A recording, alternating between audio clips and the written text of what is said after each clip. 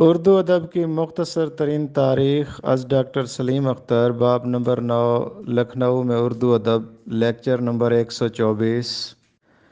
مرزا سلامت علی دبیر جو مشہور مرثیہ نگار ہیں، ان کا دور حیات 1218 ہجری سے 1292 ہجری تک ہے۔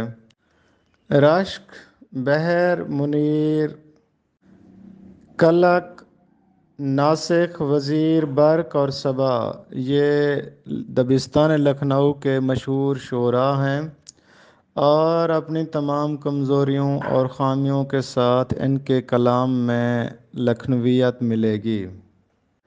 شیخ غلام علی ہمدانی مصفی کا دور حیات 1748 سے 1824 تک ہے۔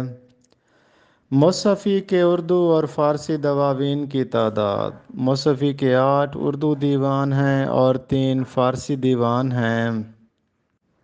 اسیر کے بھی ہندی میں 8 دیوان ہیں۔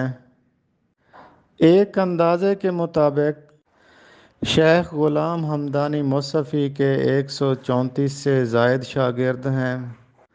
مجمع الفوائد شیخ ہمدانی مصفی کی تصنیف ہے، جس میں انہوں نے اپنی ذاتی زندگی اور اپنی جنسی زندگی کے متعلق بھی بتایا ہے، اور مجمع الفوائد کا سن تالیف ہے سن 1228 ہجری۔